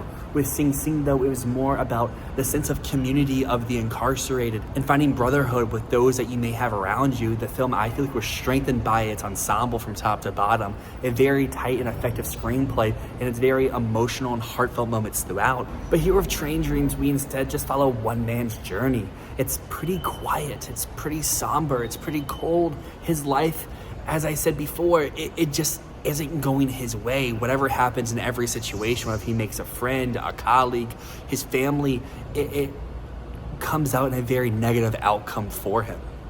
However, unlike Sing Sing, I feel like the real strength of Train Dreams comes from some of the technical elements. I think the lush, gorgeous cinematography is the biggest highlight of Train Dreams. I mean, I'm just a sucker for those POV tree cutting sequences, but in addition to that, I think the score here is also like I said before, it's somber, it's warm, it makes you feel connected to this character and to the story. And while I didn't love Clint Bentley's directorial effort here of Train Dreams as much as Greg Quaidar's with Sing Sing, which ended up being in my top 5 favorite films of last year, I still find this film has its own merit, its own unique path that it's set out for it. It's very artful and it's a very technically well-made film because Netflix's Train Dreams is still a deeply rewarding piece of art that sadly is going to be seen by many people on their TV screen because of how beautiful this movie is. They should see it on the big screen. But that's a conclusion of my time here at the Virginia Film Festival. I still have one more day of movies here in this ultimate festival vlog. I'm about to drive back up to Philadelphia. It's going to be like a 4-hour drive. I'm going to get back after midnight. So let me quit yapping. Let me see you tomorrow. And we are back in Philadelphia for the final day of this festival coverage. And today we have 3 movies on the schedule. And the first one, you can kind of make a case should not be included as a festival movie because I missed it over at the Philadelphia Film Festival. I missed it down at the Virginia Film Festival, but it's now officially out and released. Guillermo del Toro's Frankenstein is shown at our local indie theater here. And I mean, it showed at both festivals. It's my video. I want to count it. I'm super excited for it. So let's not waste any time. Let's dive right in.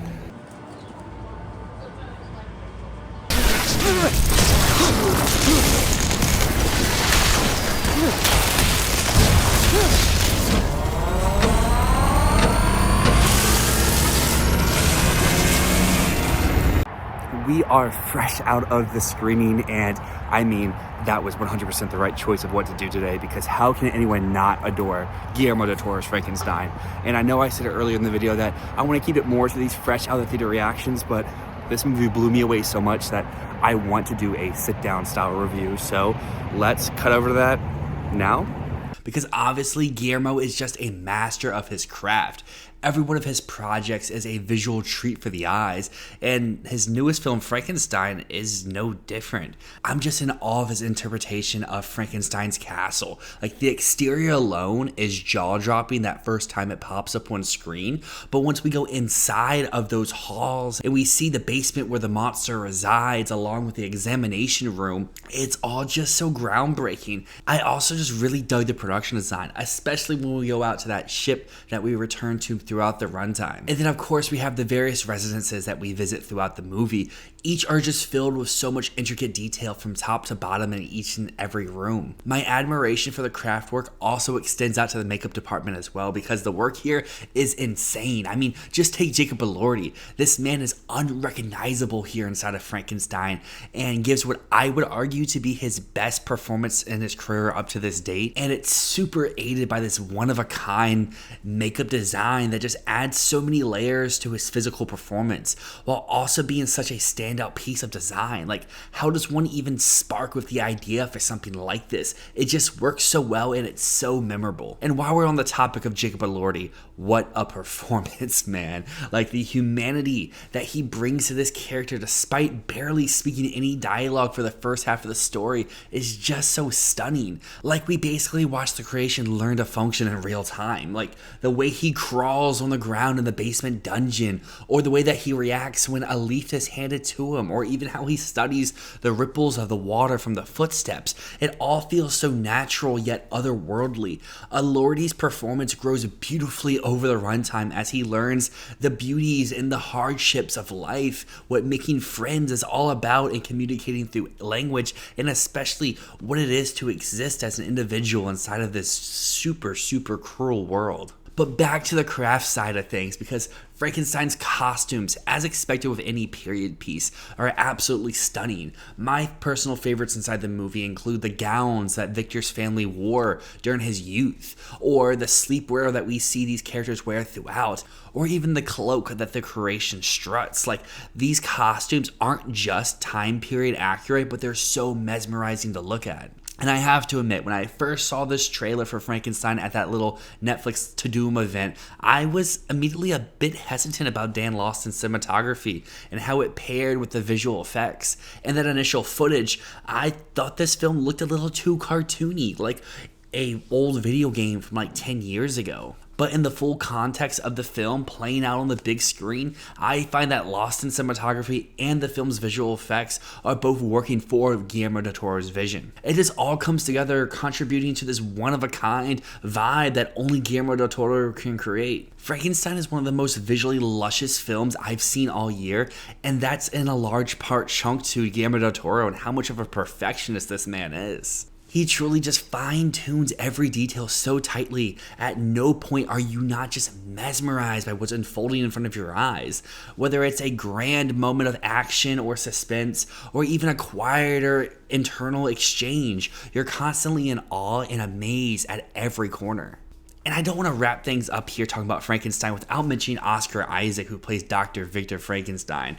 I haven't seen a lot of the conversation centered around his performance, but I feel like he did a pretty fantastic job here. Like, you can feel his portrayal of Victor's ambition and curiosity early on to the runtime as he recounts his life, and we're right there with him, feeling each beat and getting a sense of that same wonder when the experiment does succeed. However, on the flip side, when the story starts to unfold in new directions, we see his anger build and how he ultimately falls victim to his own creation.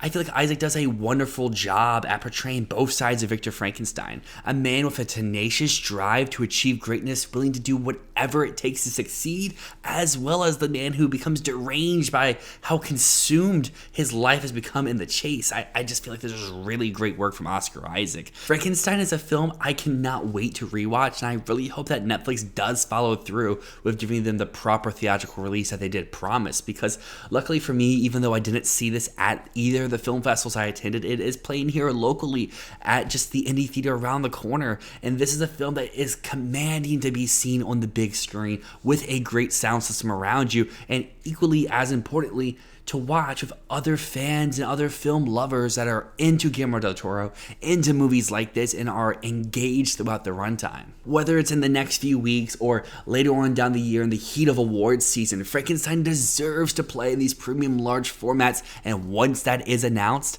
I'll 100% be there. And then I guess just to talk a little bit about the awards chances for Guillermo del Toro's Frankenstein. Early on the year, both Matt and myself predicted that this would be Netflix's main push, and now it seems like that has come to fruition. Now, what does that package really look like?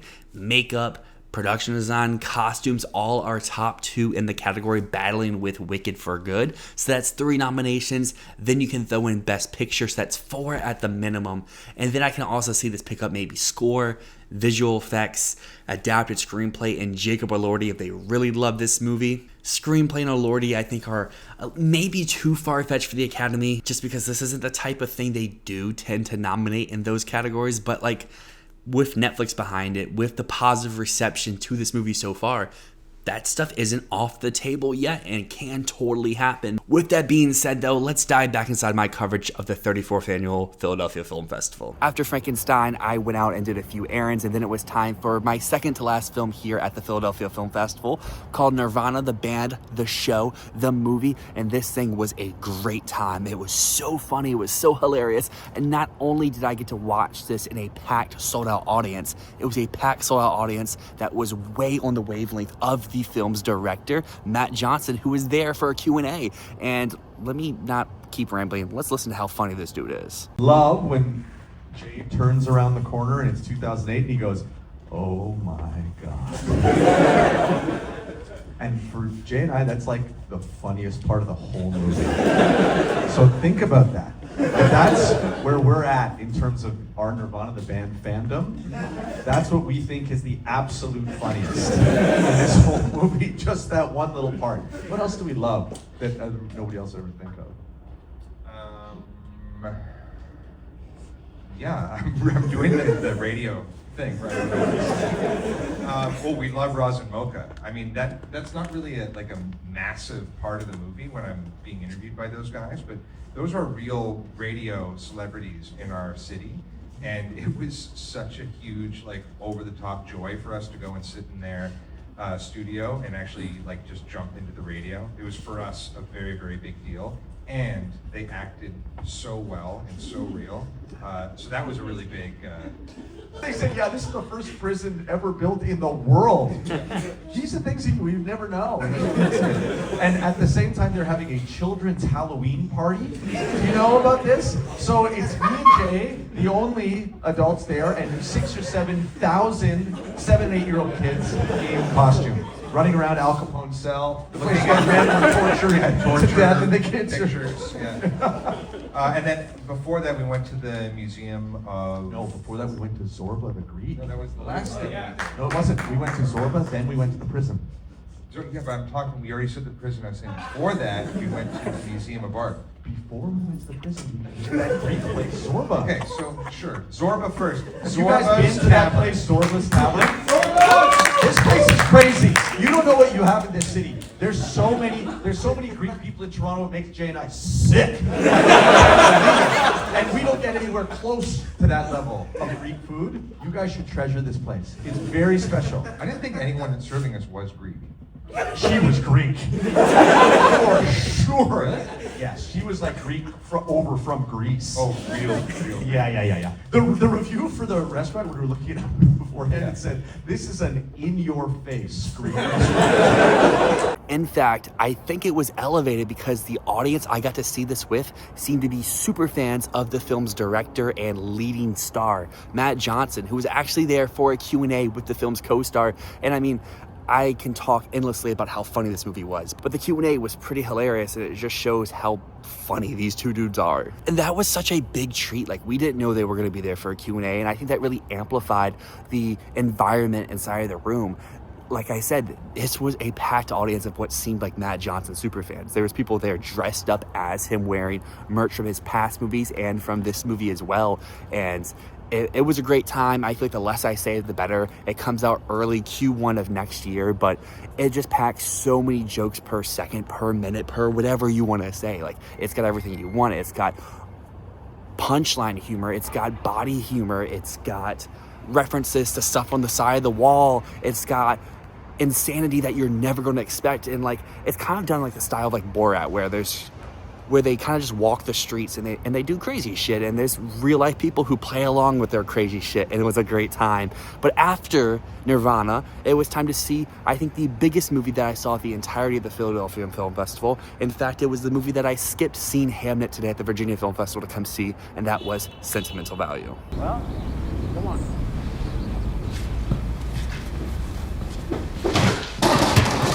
Hallo, du, Nora. Du, nå. And I think it's pretty cool that after all of the awards discussion all year long, my 100th film of 2025 ends up being Sentimental Value, which I find to be a pretty good film. I think personally, like I talked about throughout various films at these festivals, is one that I think was a little bit oversold to me, where I do find it to be a pretty good to great movie, but I wasn't as moved as I was expecting going in. I think the biggest strength of Sentimental Value is its fantastic acting quartet, which is headlined by Renate Reinsve. I am one of the few people out there who have yet to see The Worst Person in the World, but I really find it hard to believe that she has given a better performance than what we see here inside Sentimental Value.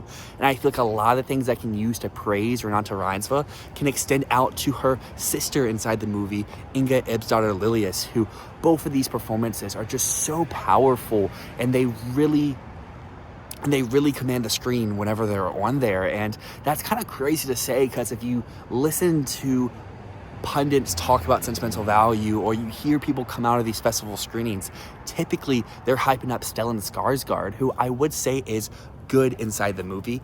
I think he's lacking that like it factor to his performance, where he may not have this super long monologue, or he's not tugging at your heartstrings, or he's just not commanding your attention throughout, like I feel like the way these two women do inside the movie. One of my other issues with Sentimental Value, I think, is the pacing of it all. And I don't know if it's as much the pacing as it is the editing choices that they use. I think they take a page out of Steven Soderbergh's Presence from earlier this year, and various points throughout the film, it's not very consistent when they do it, but they just cut, screen, black, 2-3 seconds, and then they come back, and like I said before, it's not very consistent, so when it happens, it kind of takes me out of the film for a few moments. And the other thing might be because this is like my 15th to 20th movie in the last 2 weeks or so, but maybe my attention span is just cooked. Maybe my heartstrings have been pulled one too many times, but I wasn't overtly moved by the story. Like, I enjoyed what I did watch, but I didn't feel overtly connected to any of these characters, or the house that it's taking in, or the family dynamics that are playing out on full force. Like, Sentimental Value, I think, is a very good movie, just something that's keeping it like an arm's length away from being a great movie to me. Regardless, though, that wraps up all the movies I'm seeing here at both the Philadelphia and Virginia film festivals, but don't click off the video quite yet, because we still have the ultimate 2025 Fantasy Filmball Festival Awards. Now, that was a whole lot of yapping, so if you made it this far inside the video, thank you so much. It means so much to me because we've reached, I think, one of the most fun aspects of these giant festival roundups is whether it's you out there attending your local regional festival or going to a massive, giant, big name festival, or myself here attending both of the Philadelphia and Virginia film festivals, is doing our personal awards of everything that we just got to watch. All of the great movies over the last, in my case, 2 weeks, or in your case, however long it may have been. And this year, I saw a grand total of 19 total movies. That's even with a few roadblocks of having to miss my Christie screening, missing out on Hamnet, as well as having to balance work and film festivals this year. So I think that's still a pretty great total number of movies, and for the most part, I really did enjoy most of these films, as you've heard me talk about for the last hour or however long this video is at this point. And this year for the festival awards, we're doing them a little bit differently. As always, it's just going to be one win per movie, following the footsteps of like the Cannes and Venice film festivals. And just like them, we'll be doing very specific and hyper stylized categories. But this year, since we are combining two festivals, I figured why not broaden my categories out a little bit. Instead of just doing a tight-knit selection of movies, we'll have a few more recipients of wins than what we typically have. Next to me on my right-hand side, you'll see all the eligible titles that could win an award here at this year's Fantasy Filmball Festival Awards. And as we go through each category highlighting their respective winners, you'll see that total number start to dwindle. So you can kind of play along and guessing from my reactions throughout the video of which film you think will walk away with each prize. Starting things off though is a category that is not correlated with either Venice or Cannes or Toronto or any of the other major festivals. It's one that I have really enjoyed talking about each and every year when discussing these festivals, and that is the scene of the fest, because sometimes this can come from a movie that you don't really adore, but it has one 5 to 10 minute sequence that just enthrall you, or it comes from a movie that you really do like, but maybe it doesn't fit specifically into any of the other categories. And this year, I mean, as I've said earlier inside the video, there was one specific scene of one specific movie that I think was the greatest theatrical experience I have had in such a long time. So, and I'm going to tiptoe around spoilers as best as I can, because for my scene of the fest this year at the 2025 Fantasy Filmball Awards, it has to be the conclusion of Bugonia. I just am still 2-3 weeks later, because this is a film I saw ahead of time, and shock of what I saw play out on screen and the reactions that it didn't get just out of me, didn't just get out of the people who were sitting around me, but the way it had my theater screaming and hollering along, both in humor and in horror to what we were watching unfold. Again, this is a film that's now out in theatrical release, but I do want to tiptoe around spoilers as best as possible. Hopefully, I am not hyping it up too much for you out there, but the ending of Bugonia has to, without a question, be my scene of the 2025 festivals. Moving along though into our next award here at the 2025 Fantasy Filmball Festival Awards is another one that I have personally crafted myself, and that is going to be the Technical Achievement of the Festival. This is an award that typically in the past has gone to films such as The Girl on the Needle for its cinematography or the musical supervision in The Holdovers, and this year the recipient of the Technical Achievement of the Festivals has to go to actually all of the craft work inside of Nia DaCosta's Hedda. As I said earlier inside the video for Hedda, this is just such a beautiful film. Whether it's Sean Bobbitt's cinematography that just moves freely around like it's its own character inside of the story, placing you front and center inside these conversations, or if it's Hilder's score that also just matches the vibe of this movie. It plays out and evolves over the course of the runtime, both being fun and being super dramatic. And then of course we have a recipient of an award actually at this year's Virginia Film Festival, Cara Bower, who did the production design, making these homes so detailed and so stylized where each and every room that you walk inside of this manor feels alive and it feels vibrant.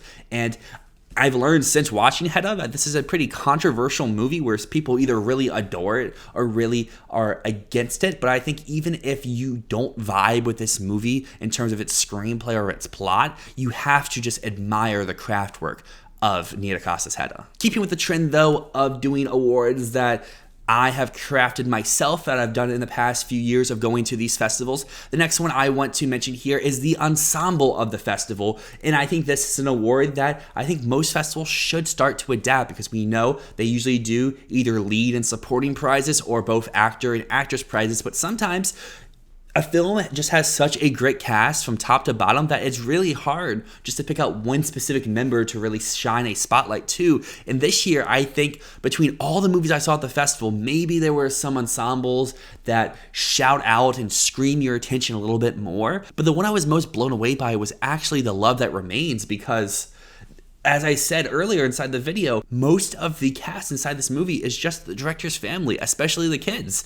Like, the 3 kids in here are so funny. They steal every scene that they're on screen. And I would have to assume this is either their first or this is their biggest roles to date. And the ways that they add to the energy and the vibe of this movie really work for me. In addition, though, the 2 leads of this movie also pack pretty compelling performances. This is a pretty quiet movie at the start, so they're a little bit more reserved. But as the film goes on, it gets a little bit more wacky, or gets a little bit more abstract, and they elevate with the film throughout. And I just found this entire cast, this entire family that we're watching for nearly 2 hours, to be super captivating. And then to wrap up the unique awards that we do here in Fantasy Filmball that are different from some of the major festival ones, is the best specialty film that you see at these festivals, because going to a film festival isn't always about seeing the biggest Oscar contender or seeing these super buzzy Hollywood titles a few months early. It's also about seeing films that you otherwise wouldn't have the opportunity to see. This can be international movies, animated films, documentaries, and sadly this year I wasn't able to fit many documentaries into my lineup,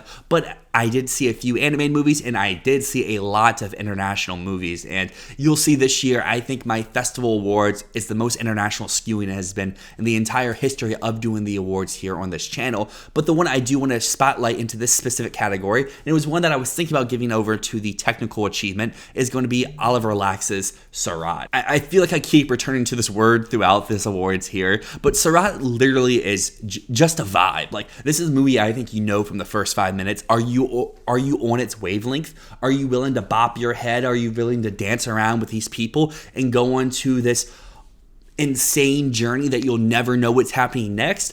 Or are you going to be like kind of the dad inside this movie at first, being super hesitant, be like, EDM music, ravers, not really my style. But I think if you do sit through the opening of this movie, even if it's not on your wavelength, you'll eventually start to connect with it, and then you will sit in horror of what you eventually see unfold later on into the runtime.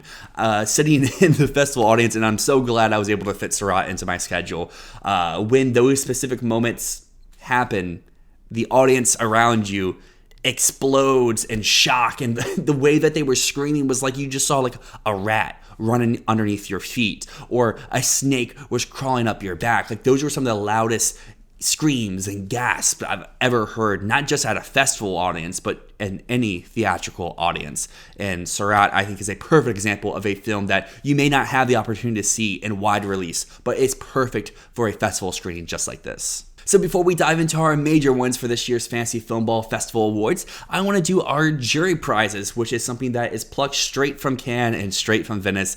And these are typically films that you just don't have a place to fit them in your other categories, where you really do enjoy this movie, but maybe it doesn't make the most sense for Best Actor, or maybe it doesn't make the most sense for Direction. And then now with me extending to additional categories, maybe it doesn't fit into something like Ensemble. But this year, there's 2 movies I really want to highlight here. The first one, I want to put a major asterisk by, because it is my favorite movie of the year so far. Ryan Coogler's Sinners had a special screening this year at the Virginia Film Festival, where he had a live musical performance by Miles Caton, which I linked earlier in the video. But if you want to see the full performance, it will be hyperlinked into the little tab above me. But Sinners, every time I watch this movie, I find new aspects to love about it, and I think it's perfect for a jury prize here. I don't want to take away the opportunity to rave and gush about one of these other movies I saw specifically at the festival, but it's such an achievement in filmmaking, it's such an enthralling ride, that I do want to shout it out, and I do want to give it a prize, so I feel like this is the perfect spot for it.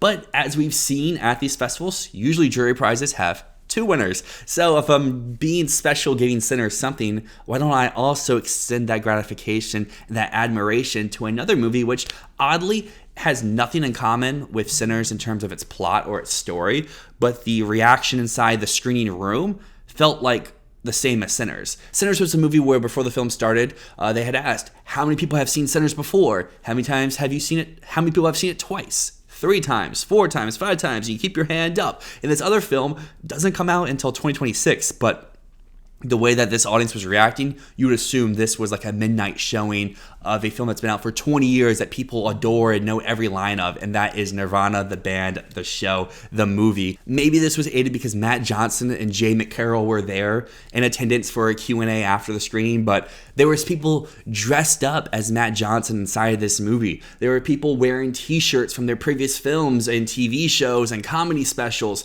and the energy in that room was so electric. Like, I've never seen the Rocky Horror Show at a midnight screening, but when you hear people talk about those midnight screenings, or even like Tommy Wiseau's The Room, the energy at the Philadelphia Film Festival for the screen felt like that.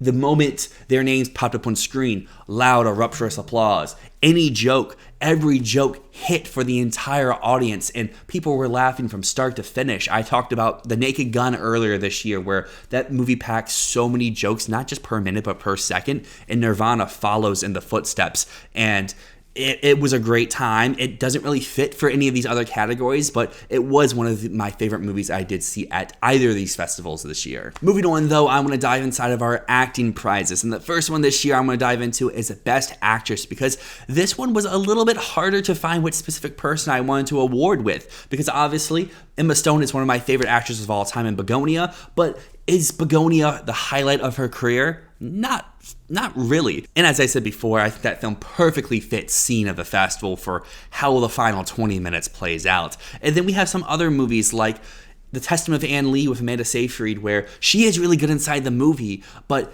just like Emma Stone and Bugonia, is that going to be the performance that I think of first when I think of Amanda Seyfried? Not as much. And some of the other possible contenders here, I feel like their films fit for other aspects, like Tessa Thompson and Hedda. But the person, and I guess I should say the group of women I do want to award here this year, is going to be all three of the leading stars of Sentimental Value: Renate Reinsve, Inga Ibs-Ardalilius, and Elle Fanning. Which you could say this is cheating, but hey, Cannes did this last year with Amelia Perez and give it to the entire acting quartet. So why can't I do it here this year? Because more specifically with Renate and with Inga, I feel like these two are the heart and soul of Sentimental Value. They are what makes this film work for me, is not just their chemistry as siblings on screen, but also the ways that they make you laugh early on inside the film, and the ways that even if I had some issues with connecting to this movie on a deep emotional level, you can still see how emotionally involved they are inside of their characters, and especially Inga Ibs-Ardalilius. I've never seen her in anything before, and this makes me want to rush out and see other films starring her. And speaking of never seeing someone before and wanting to rush out to see other works that they are starring in, the opposite can be said about my winner for Best Actor, because I'm going with the star of No Other Choice, Lee Byung-hun. And I mean, we know him from Squid Game, as I said before. Most of us probably love him inside of Squid Game, but what he's doing inside of No Other Choice is a complete 180 of what we've seen him do before. Squid Game is much more of a serious type role where he has to be very stoic. He is the hero. He is the one that you are rooting for throughout against the odds. And here inside of No Other Choice, the odds may be against him. You may still be rooting for him, but he is just a massive goofball. He's an idiot. He just has no control over whatever he's doing, and he's just doing things in the most hilarious way possible. And there's some scenes that you think should maybe play out for drama, but he's adding such comedy to those specific moments of time, and I just am so blown away by his performance. And I already loved him in Squid Game, like I said, but it just elevates my admiration for him as an actor. And again, I am super excited to see where his career goes from here, because I think that Lee Byung-hun's performance inside No Other Choice is going to end up as one of my favorite performances of any category for the remainder of 2025. We have 4 awards left here, and the next one on the docket is going to be Most Outstanding Screenplay.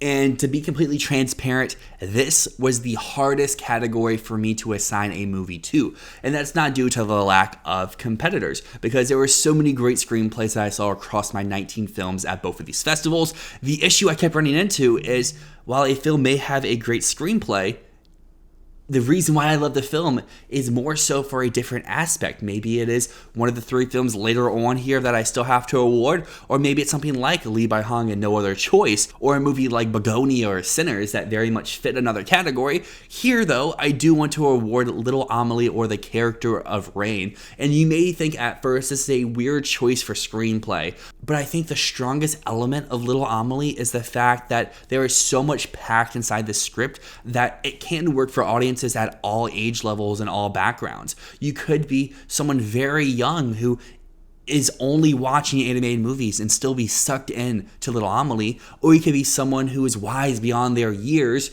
who maybe has no relevance to any of the cultures that are involved inside this story, but you're still sucked in due to the family dynamics and the aspects of life that you get to see, especially as, I mean, I'm not an old man, but I am aging a little bit. I'm in my mid-20s, and I think this is a movie where maybe if I saw it when I was 15, there would be an element that I stick with more, but now seeing it at 26, there's an element that appeals more to me, and I think that is the sign of a great screenplay. And Little Amelie is one that maybe, like I said inside the video, I don't have the same euphoric reaction as I did to Flow last year, but if this can be the underdog that comes out on top in Best Animated Feature, I would be pretty ecstatic. The next category we have here is Achievement in Direction, and this is the 4th time I'm giving out this award, and the previous winners here include EO, Origin, and Nickel Boy. So as you see, it's a pretty eclectic bunch to be a part of. Those were all films that ended up inside of my 10 favorite movies of their respective year, and this year I think will be no different because this award is going to Jafar Panahi for It Was Just an Accident. And the 3 films I have left are without a doubt my 3 favorite movies I saw at the festivals this year, and it was very difficult to figure out which film deserves to go in which spot, because I think the juice that makes Accident work as much as it did for me was Panahi's direction, and I think some of that carries over to the screenplay as well, but it's the way that he stages a lot of these scenes and a lot of these moments, the decision not to cut away, the decision not to move the camera left or right, and you just see these scenes unfold, these characters blowing up and exploding and yelling at the top of their lungs, and you just watch it play out naturally. And let alone for the ensemble, how hard that must have been to pull off. But the courage and the dedication to the confidence of what you put on the screen to work, regardless of what you're doing with the camera, is an achievement upon itself. And you could point to any moment inside this movie and you could just watch that scene play out, and you just have to be, yeah, that guy's got the sauce. That guy knows what he's doing. This works so well. And that's why I want to give Achievement in Direction to Jafar Panahi. Second to last award here, and it is the Grand Prix, in other words, the runner-up award. And this one again, you can throw an asterisk and say it shouldn't be here because technically I did not see it at a festival screening. Even though I include something like Bugonia, which was at an advanced press screening, it was a press screening for the festival. There was 2 films I am not awarding anything to that I didn't see at Philadelphia or Virginia, but I did see at the New York Film Festival. But this movie was not screened at a festival. It showed at both Philadelphia and Virginia. In Philadelphia, it screened against the film that eventually went on to win my Best Feature prize, and in Virginia, it went against the film that I just awarded into Achievement in Direction. But this is Guillermo del Toro's Frankenstein. It's my runner-up for the festivals this year, and this is an example of a master of his craft, showcasing it on full, grand, epic spectacle scale. Like, this is just a luscious film to look at. You can point to the production design, the way that the manor looks. You can point to all the buildings and the costumes inside of the movie. You can look at the makeup that's done to Jacob Elordi and how they craft the creation of the character, and you can look at the grizzled beard of Oscar Isaac or any of the characters throughout this movie, and it's all just beautiful to look at. And putting aside how visually striking it is, it's also super impactful in terms of a viewing experience. Like, Frankenstein blew my mind. While I was super excited for the movie, Guillermo has been a director who I've always admired but not really loved. Shape of Water is cool, not really for me. Pinocchio is good, but it's not fantastic. Nightmare Alley is grand in scale, but didn't connect much with me on an emotional level. But here with Frankenstein, it all clicked for me. And honestly, looking back at some of these previous years and looking at the winners of the festivals, we have winners like Conclave, we have winners like American Fiction, we have winners like Close, and I think Frankenstein deserves to be on the same level as those movies. But the film I am giving the Best Feature prize at the 2025 Fantasy Filmball Festival Awards is The Voice of Hind Rajab. I think just watching my out of the theater reaction to that movie earlier inside this vlog just showcase how shook I was by the overall experience and how much of a true feat it is. I can go on and on about how much I think Caton Benhana is just one of the best out there. Four Daughters is the movie I saw at the Virginia Film Festival a few years ago, and while I couldn't find a place for it in my upper awards, I still gave it the ensemble of the festival because of the way that she blended the documentary subjects with the real life actors.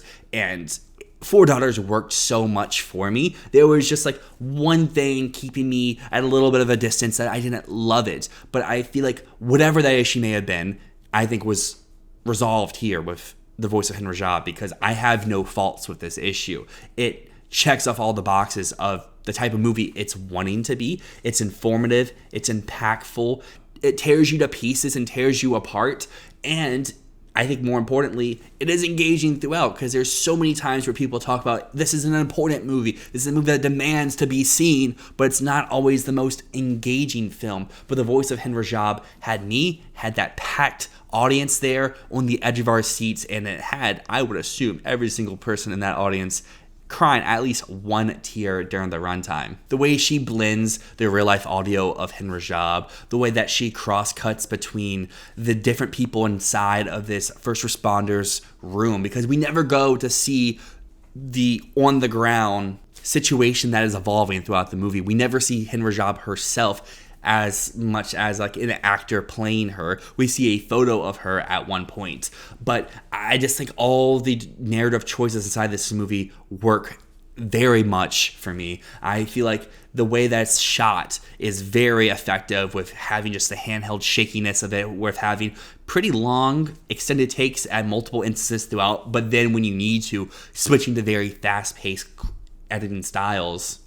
And then the ensemble here, I think, is very fantastic. Like, honestly, looking down the awards here, we could give it director for Benhana. We could give it screenplay for how it adapts that real life situation, and we could give it actor or actress for either the leads or even the supporting characters inside this specialty film, because it is an international movie. Technical achievement for the way it blends and the use of sound of that voice recording, and then ensemble, as I just said, for how great the ensemble was. Like, this film could win every prize, but the prize I do want to give it to is my Best Feature award. So I just looked at my screen. I had been recording these awards for 30 minutes. Who knows how long this will turn into when I chop it up here, but I'm assuming this video is probably close to 2 hours at this point. So if you have made it this far, I thank you so much, even if you just skipped all the way to the end just to hear the festival awards. It means so much that you want to listen to me ramble and yap about movies I saw at a festival, because